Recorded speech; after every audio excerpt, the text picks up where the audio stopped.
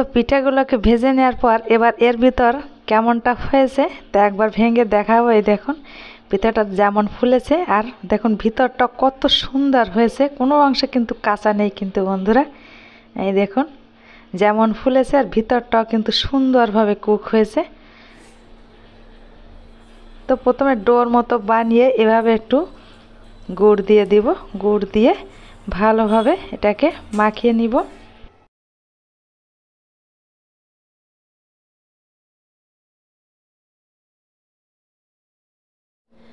নমস্কার বন্ধুরা, পলি কিচেন রুমে সবাইকে স্বাগত। আশা করি সবাই ভালো আছেন আর আমিও আপনাদের আশীর্বাদে মোটামুটি ভালোই আছি। তো আজকের একটা রেসিপি করে দেখাবো। তো আজকের রেসিপিটা হবে তেলে ভাজা পিঠা। তো এই শীতের দিনে পিঠাগুলি তো খেতেই হবে। তো আজকে আমি পিঠার রেসিপিটা করব। ভালো লাগলে চ্যানেলটির পাশে থাকুন, তাহলে দেখুন আজকের রেসিপি। তো বন্ধুরা এই রেসিপিটি করার জন্য এখানে আমি দেখুন চালের গুঁড়া নিয়েছি 1 বাটি। এই চালের গুঁড়াটা আমি বাড়িতেই করে নিয়েছিলাম। আর এখানে আমি নিয়েছি গুড়, খেজুরের গুড়। তো দেখতে থাকুন আজকের রেসিপি। গ্যাসটাকে ধরিয়ে দেব। এবার কড়াইয়ে আমি জল দিয়ে দিব। তো জলটা আমি একটু কাপে করে দিই।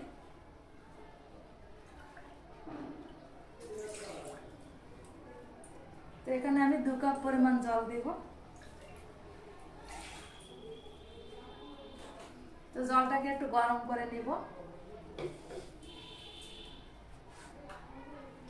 আর এখানে গুড় আর চালের গুঁড়ো নিয়েছি, সাইডে রেখে দিব। এই জলটা গরম হলে আমি এই জলের ভিতর এই যে খেজুরের এই যে গুড়টা, এটাকে আমি একটু ফুটিয়ে নিব জলের ভিতর, জাস্ট একটু গলিয়ে নিব। তার আগে আমি এই গুড়টাকে একটু ভেঙে নিতে হবে। এই দেখুন গুড়টাকে একটা চাকুর সাহায্যে আমি একটু ভেঙে নিব।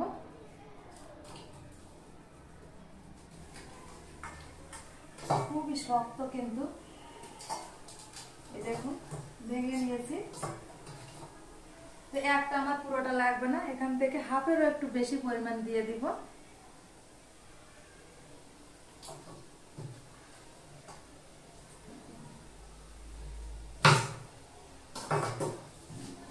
দেখুন গুড়টাকে আমি ভেঙে নিয়েছি। তো এবার আমি হাফেরও একটু বেশি পরিমাণ দিয়ে দেবো। তো জলটাও ফুটে উঠেছে, আমি এর ভিতর গুড়টা দিয়ে একটু গলিয়ে নিব।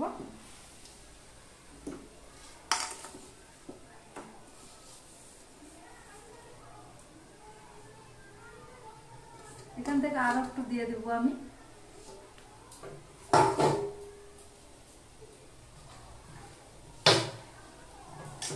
এই দেখুন এখানে 3 ভাগের 2 ভাগে আমি দিয়ে দিয়েছি। এখান থেকে আর একটু দিয়ে দিলাম। তো আমি এরকম একটা হাতা নিয়েছি, দেখুন এটা দিয়ে আমি একটু এভাবে নেড়ে চেড়ে দিব।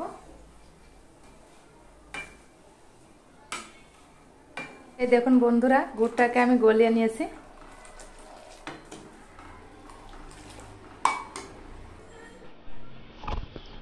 তো এখানে চালের গুঁড়া নিয়ে নেব। এই দেখুন এই বাটির এই 1 বাটি পরিমাণ চালের গুঁড়া দিয়ে দিলাম।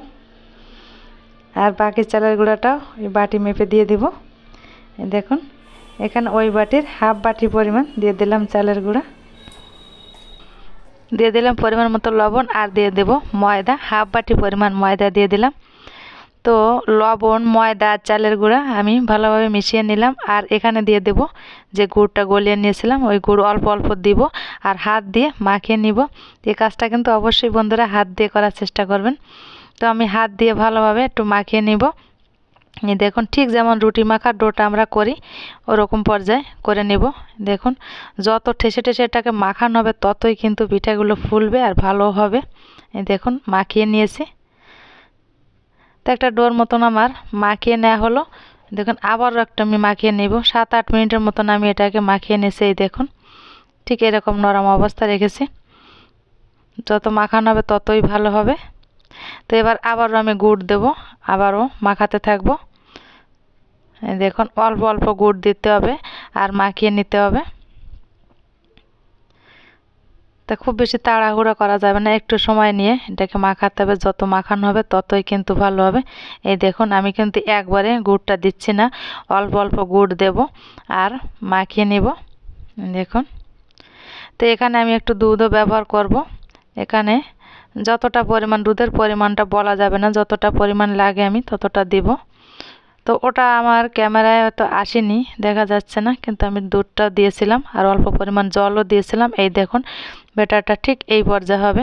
এই যে বানিয়ে নিলাম, এরকম হাত দিয়ে একটু ভালোভাবে মেখে নিতে হবে। এই দেখুন ব্যাটারটা।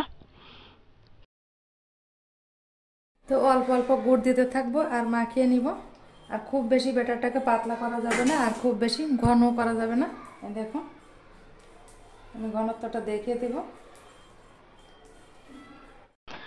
তো এটাকে আমার ভালোভাবে মাখিয়ে নেওয়া হয়েছে। এই দেখুন। তো কিছুক্ষণের জন্য এটাকে আমি ঢেকে রাখবো। এবার গরম করে নিয়েছি, এবার দিয়ে দিব সাদা তেল।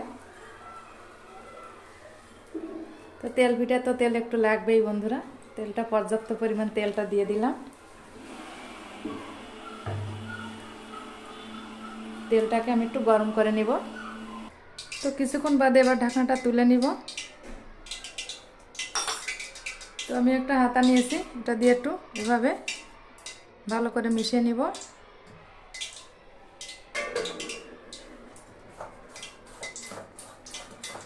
আবার একটু এভাবে ফেটিয়ে নিব।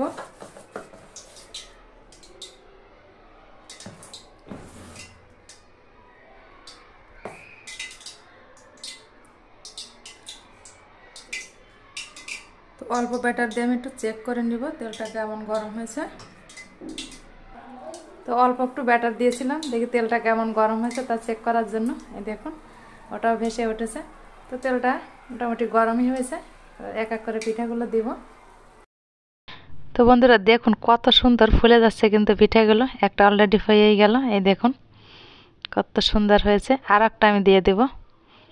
এই দেখুন, তো সবগুলো তো দেখানো সম্ভব না, তা দু একটা আমি দেখিয়ে দেব। এই দেখুন কতটা ফুলে উঠেছে পিঠাগুলো। এই পিঠাগুলো ময়দা দেওয়ার কারণে কিন্তু নরমও থাকবে। এই দেখুন এই আর একটা হয়ে গেল। তো এইভাবে করে আমি এই দেখুন আর একটা দিব। পিঠাগুলো ভেজে নিব। এভাবে পিঠা তৈরি করলে বেশ ভালোই হয় আর শক্ত হয় না খুব তাড়াতাড়ি। তো এই দেখুন বন্ধুরা পিঠাগুলোকে আমি এক এক করে পরিবেশন করব।